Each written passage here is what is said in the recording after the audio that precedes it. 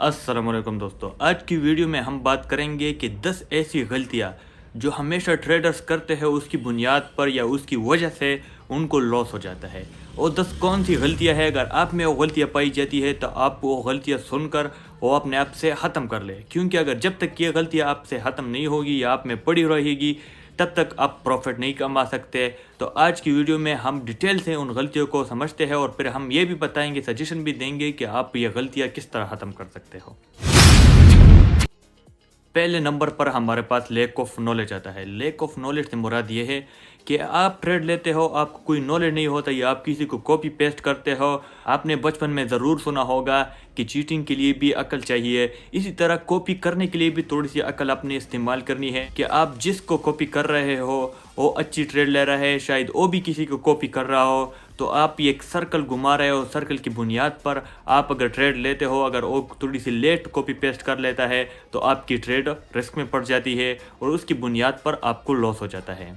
यानी कि आपके पास नॉलेज की कमी होती है, आपको टेक्निकल एनालिसिस सीखने होते हैं, आपको कैंडलस्टिक पैटर्न सीखने होते हैं, आपको डिफरेंट इंडिकेटर सीखने होते हैं और ये सीखकर आप ट्रेड ले सकते हो। हम आपको ये सहूलत बिल्कुल मुफ्त दे रहे हैं। आप हमारे चैनल पर जाके डिफरेंट इंडिकेटर, टेक्निकल एनालिसिस और कैंडलस्टिक पैटर्न की वीडियोस देखकर आप सीख लोगे और सीखने के बाद आप अच्छी खासी प्रॉफिट कमाने के काबिल हो जाएंगे। दूसरे नंबर पर हमारे पास पुअर रिस्क मैनेजमेंट आता है। अक्सर लोगों की रिस्क मैनेजमेंट बहुत कमज़ोर हो जाती है, यानी कि वो इतने उसके साथ जितने भी फंड होता है वो एक अकाउंट में या एक ट्रेड में लेते हैं और उसके अगर लॉस हो जाता है तो उसका सारा अकाउंट वॉश हो जाता है।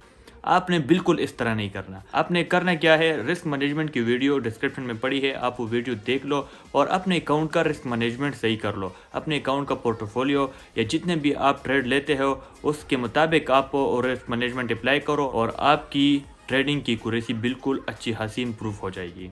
शॉर्टली मैं आपको ये बता दूंगा कि रिस्क मैनेजमेंट के फॉर एग्जांपल अगर आपके पास $1000 पड़े हैं अकाउंट में तो आप उसकी रिस्क मैनेजमेंट किस तरह कर सकते हो। $1000 के आप 4 हिस्से कर लो। पहले हिस्सा आपने लॉन्ग टर्म ट्रेडर के लिए रखना है, यानी कि आपने ऐसे कॉइन तलाश करने हैं जो लॉन्ग टर्म में 20x 100x प्रॉफिट दे सकते हो, फंडामेंटली भी और टेक्निकल एनालिसिस भी स्ट्रॉन्ग हो।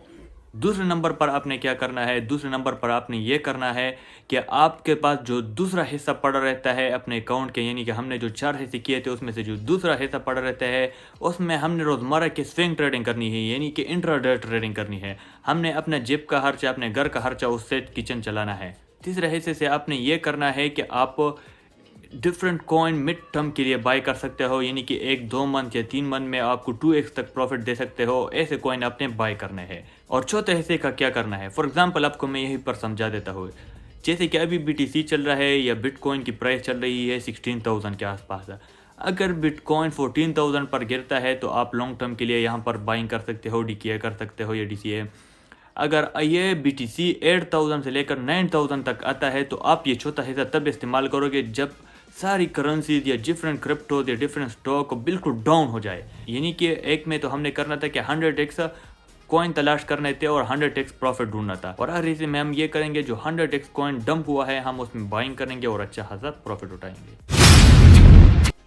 तीसरे नंबर पर हमारे पास इमोशनल डिसीजन मेकिंग आता है। इमोशनल डिसीजन मेकिंग से मुराद ये है कि जब कोई ट्रेड लगा लेता है और वो थोड़े से लॉस में चला जाता है और उसके बाद हम बिल्कुल नर्वस हो जाते हैं, हम एक दूसरे से कांटेक्ट करते हैं कि हम क्या करें। आपने बिल्कुल इमोशनल नहीं होना। आपने पहले इन्वेस्ट करना है एक स्ट्रॉन्ग प्रोजेक्ट में, उसके बाद कोई भी इमोशनल नहीं होना। आपने जैसे ट्रेड लगा लेना है उसके बाद अपने मोबाइल या लैपटॉप को ऑफ कर लेना है और जब तक आपके टारगेट हिट नहीं होते तब तक आपने ऑफ रखना है। यानी कि मोबाइल ऑफ करने से पहले हमने टारगेट रखने होते हैं कि यहाँ पर हमने टारगेट ऑर्डर लगाना होता है, और उसके बाद जब हम ऑफ़ करेंगे 1-2 दिन के लिए बाहर जाएंगे, 1-2 दिन मार्केट को नहीं वॉच करेंगे, तब तक हमारे टारगेट हिट हो चुके होंगे। अगर हम इस तरह मार्केट की 15 मिनट या 1 मिनट कैंडल को देखेंगे तो हम इमोशनल डिसीजन मेकिंग बन जाएंगी, यानी कि हम ऐसे डिसीजन करेंगे जिससे हमको अच्छा खासा लॉस हो जाता है। अगर हम 1 मिनट या 15 मिनट कैंडल को देखेंगे तो हम एक ऐसे डिसीजन पर आएंगे जिसकी वजह से हमें अच्छा खासा लॉस हो जाता है। ये इंसानी फितरत है, जब भी वो मार्केट को इस तरह देखेगा वो थोड़ा सा लॉस में भी जाएगा तो वो ये सोचेगा कि ये थोड़ा सा लॉस ठीक है, उसके बाद हम और लॉस बर्दाश्त नहीं कर सकते, वो क्लोज कर देगा। लेकिन उसके बाद जो क्रिप्टो हो या जो स्टॉक हो या BTC हो वहाँ से फिर अप जाता है तो फिर उसे बहुत पछतावा होता है। चौथे नंबर पर हमारे पास लैक ऑफ डिसिप्लिन आता है, यानी कि हमारा डिसिप्लिन बिल्कुल ख़राब होता है। अगर हम ट्रेडिंग करते हैं तो हमें अपने डिसिप्लिन को मजबूत रखना होता है, क्योंकि डिसिप्लिन के बगैर ट्रेडिंग पॉसिबल ही नहीं है। अगर आप डिसिप्लिन के बगैर ट्रेडिंग करते हो तो आपको अच्छा खासा लॉस हो जाता है। पाँचवें नंबर पर हमारे पास ओवर ट्रेडिंग आता है। ओवर ट्रेडिंग से मुराद ये है कि हम एक दो ट्रेड लगा लेते हैं और उसमें हम प्रॉफिट कर लेते हैं, तो हम फिर मार्केट पे लग जाते हैं और हज़ारों ट्रेड ढूंढते हैं या डिफरेंट ट्रेड ढूंढते हैं, जिसकी वजह से हम लॉस कर बैठते हैं। यानी कि एक दो ट्रेड लगाने के प्रॉफिट में जाने के बाद हम मज़ीद ट्रेड लेते हैं और हम उसकी वजह से नुकसान कर बैठते हैं। आपने दिन में या वीक में आपने अपने एक टाइम टेबल बनाना है कि मैंने वीक में कितने ट्रेड लेने हैं, मैंने मंथ में कितने ट्रेड लेने हैं, और उसके मुताबिक आपने ट्रेडिंग करनी है। आपको मैं एक मशवरा ये दूंगा इसमें कि आप अगर वीकली ट्रेडर हो, यानी कि आप वीक में ट्रेड लेते हो और उसके हिसाब करते हो, तो आप वीक में 8 से 10 ट्रेड से ज़्यादा ना लें। और दिन में अगर 1 से 2 ट्रेड आपके प्रॉफिटेबल हो जाते हैं तो आपने मार्केट को क्लोज कर देना है। छठे नंबर पर हमारे पास लैक ऑफ ट्रेडिंग प्लान आता है। Without plan there is no successful. आपने ये तो सुना होगा, क्योंकि अगर आप प्लान नहीं बनाओगे तो आप ट्रेडिंग किस तरह कर पाओगे। Trading is basically a plan.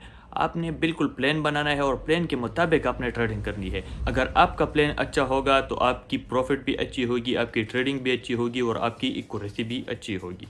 अगर आपका प्लान अच्छा नहीं है तो आपकी ट्रेडिंग भी नहीं अच्छी और आपका एक्यूरेसी भी ख़राब है। तो ट्रेडिंग में आने से पहले हमने एक अच्छा खासा प्लान बनाना है कि हमने कितनी ट्रेड लेनी है, हमने किस किस वक्त ट्रेड लेनी है, हमने कौन कौन सी करेंसीज में ट्रेड लेनी है। ये प्लान हमने बनाना है और उसके मुताबिक हमने अपने चार्ट्स पर, अपनी ज़िंदगी पर, अपने ट्रेडिंग पर अप्लाई करना है। तो आप यकीन जाने आपको अच्छा खासा प्रॉफिट होगा। सातवें नंबर पर मैं आपको ये बताऊंगा कि note keeping up with important data और इन्फॉर्मेशन, यानी कि हमारे पास जो इम्पोर्टेंट इन्फॉर्मेशन ट्रेडिंग के लिए जो चाहिए वो हमारे पास नहीं होती। वो हम किस तरह ढूंढेंगे या वो क्या होती है, और हमारे पास पहले रिस्क मैनेजमेंट या इसके अलावा हमने चार्ट कैंडल को स्टडी करना होता है और हमें ये देखना होता है कि हम कितना लॉस बर्दाश्त कर सकते हैं और कितना प्रॉफिट उठा सकते हैं मार्केट से। हमें ये इन्फॉर्मेशन ज़रूर चाहिए होती है। हमने ऐसे कॉइन में बिल्कुल इन्वेस्ट नहीं करना जिसकी फंडामेंटल बिल्कुल वीक हो। तो हमने पहले क्या देखना है, पहले एक ऐसा कॉइन देखना है जिसकी फंडामेंटल बहुत स्ट्रॉन्ग हो, उसके बाद हम टेक्निकल एनालिसिस अप्लाई करेंगे, क्योंकि टेक्निकल एनालिसिस अप्लाई भी उस कॉइन पर होते हैं जिसकी फंडामेंटल स्ट्रॉन्ग हो, यानी जो कॉइन फंडामेंटली स्ट्रॉन्ग हो। नॉट कटिंग लॉस क्विकली, इससे ये मुराद है कि हम कोई भी ट्रेड लेते हैं और हमारे पास इन्फॉर्मेशन नहीं होती, हम थोड़ी सी ट्रेड में एंट्री लगा लेते हैं या हाई लेवरेज लगा लेते हैं जो फ्यूचर ट्रेडर है। तो अगर वो थोड़े से लॉस में चले जाते और हमें ये भी मालूम हो जाता है कि यहाँ से ये पूरा लॉस में जा सकता है, लेकिन हम फिर भी ये उम्मीद रखते हैं कि यहाँ से थोड़ा सा डाउन होकर फिर पंप करेगा, थोड़ा सा डाउन होकर फिर पंप करेगा, लेकिन इस तरह नहीं होता। ये क्रिप्टो मार्केट है, यहाँ पर कोई इस तरह करेंसी नहीं है जो आपके मुताबिक चले। यहाँ पर एक टेक्निकल एनालिसिस या फंडामेंटल एनालिसिस के मुताबिक चलते हैं। अगर आपको टेक्निकल एनालिसिस या फंडामेंटल एनालिसिस बता देता है कि यहाँ से मार्केट बिल्कुल डंप हो जा सकता है या यहाँ से ये करेंसी आपने जो बाइंग की है ये बिल्कुल डंप जा सकती है, तो आपने अपनी पोजीशन कट करनी है और आपने थोड़ा सा लॉस बुक कर लेना है ताकि आपका फंड आपके पास सेफ रहे और आप अगला ट्रेड लेके प्रॉफिट कमा के अपने लॉस रिकवरी कर लेते हैं। अगर आप अपना लॉस जल्दी क्विक कट कर सकते हो, यानी कि आप लॉस बर्दाश्त कर सकते हो, तो आप प्रॉफिट भी बर्दाश्त कर सकते हो, यानी कि आपको प्रॉफिट ज़रूर होगा उसके बाद, क्योंकि प्रॉफिट भी उस बंदे को होता है। आपने ट्रेडिंग में सुना होगा कि जो बंदा लॉस बर्दाश्त नहीं कर सकता वो प्रॉफिट कभी कमा नहीं सकता। आपको प्रॉफिट ही तब होगा जब आप में लॉस बर्दाश्त करने की सलाहियत हो। अगला हमारे पास आता है नॉट मैक्सिमाइजिंग विनर, यानी इसका मतलब ये है कि आप अपनी विनिंग एबिलिटी रखो अपने आप में, यानी कि आप अपने टारगेट पॉइंट रखो। आप जब भी ट्रेड लेते हो तो आप उस ट्रेड की बुनियाद पर ये रखो कि मैंने यहाँ पर ट्रेड लेनी है, और अगर आप ये टारगेट पॉइंट नहीं सेट करते तो आपको लॉस हो सकता है, क्योंकि आपको ये जब तक मालूम नहीं होगा कि मैं इस करेंसी में एंट्री ले रहा हूँ या इस क्रिप्टो या स्टॉक में एंट्री ले रहा हूँ और मुझे कहाँ पर एग्जिट करना है, तब तक आपका प्रॉफिट नहीं हो सकता। जब तक आप टारगेट पॉइंट सेट नहीं करते, आप अपने स्टॉप लॉस सेट नहीं करते, तब तक आपको प्रॉफिट नहीं हो सकता। आप अपने आप में विनिंग एबिलिटी पैदा करें, यानी कि आप इस तरह काम करें जिससे आपको प्रॉफिट हो सकता है, यानी कि आप अगर मेंटली स्ट्रांग हो और आप अच्छे हाथ से टारगेट पॉइंट सेट कर सकते हो और बिल्कुल ग्रीड नहीं करना।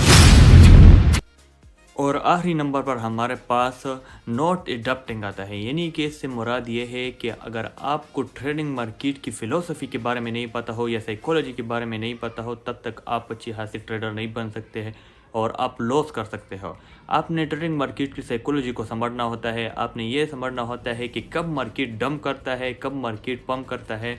अगर आपको ये मालूम हो जाए तो आप अच्छी खासी प्रॉफिटेबल ट्रेड ले सकते हैं। अगर मैं और भी आसान करके आपको समझाऊँ तो मैं आपको सिंपल ये बता दूंगा कि आपने ये समझना है, अगर जो लॉन्ग टर्म ट्रेडर है, कि कब बुल मार्केट आती है और कब बेयर मार्केट आती है और किस बुनियाद पर आती है, या हालविंग की वजह से आती है, या BTC में क्या हो जाता है जैसे बुल मार्केट आ जाती है या बेयर मार्केट आ जाती है, तो आपने ये समझना होगा।